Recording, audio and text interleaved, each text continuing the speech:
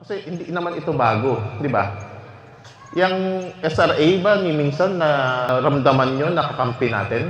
Di ba? Hindi man eh.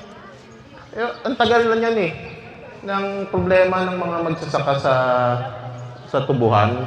Kasi kahit naman sa Tarlac, sa mga ibang lugar, iyan pa din ang problema. Importasyon pa din. Sino ba ang nag-i-import? Sino ang allow mag-import ng asukal?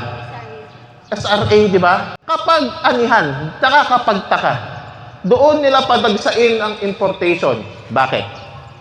Para bumaba ang bili nila sa ani natin. Pagka maraming supply, galing abroad, sabihin nila, ay, kahit hindi ko bilhin yan, meron ako galing abroad. Kahit yan tubo mo, kahit i-ano mo sa miller, bilhin ko lang yan sa'yo, mas mababa. Ngayon, magkano ang sako ng raw sugar ngayon? 2,225, 2,1. May 2,1 ako narinig pa doon. Magkano ang patanim, cultivation, pataba, di ba?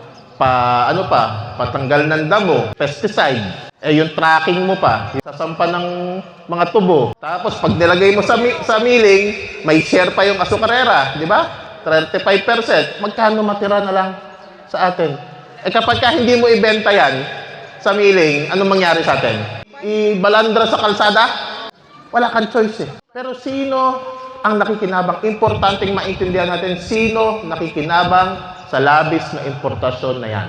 Diba? Yung malalaking planter, malalaking mga negosyo, gusto nila mapababa para lumaki ang kita nila. Kasi hoda, mamatay ang mga magsasaka. Ano asahan natin? Tapos bigay tayo ayuda. Okay, sige, tanggapin natin. Para lang, wag tayong magalit. Bigay ayuda. Puro na lang ganon. Kailan pa ba yung SRA niya? Kaya sabi ko, hindi yan first time. Ang tagal na natin naririnig yan. Noong 2023, kami ni Ellie, pinailan na namin sa ombudsman. Yung SRA, si Alba pa. Diba? Bago si Escona, si Alba. Pinailan namin yan. Pati yan si Yusek Panganiban ng Department of Agriculture. Bakit? May yung sugar order number 6, hinayaan nilang mag-import ng 450,000 metric tons ng asukal nang walang sugar order. Ang pag-import ng asukal, hindi pwedeng basta-basta ka nalang mag-import. May pera ka, punta ka sa kung saang lugar, sa Vietnam, sa India, sa Cuba. Hindi ka po pwedeng bumili na lang tapos dalhin mo dito. Controlled ang importasyon ng asukal. Bakit? Para protektahan tayo. Kasi alam ng gobyerno dapat, nung ginawa yung batas na yan, pagka bumaha ng asukal sa Pilipinas, walang mapagbebentahan yung mga tubo natin.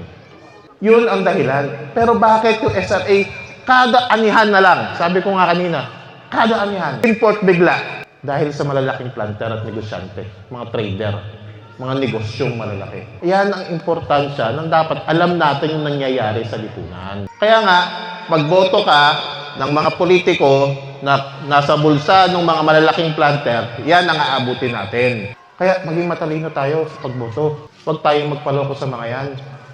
Dapat ang iluklok natin sa mga posisyon ng gobyerno, yung galing mismo sa atin.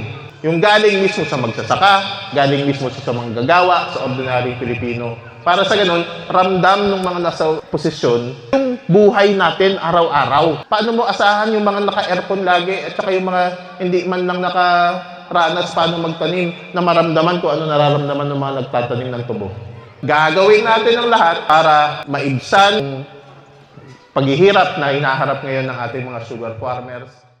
Magsasaka Party List, kasama mo sa kaunlaran, ikaw ay ipaglalaban. Magsasaka Party List.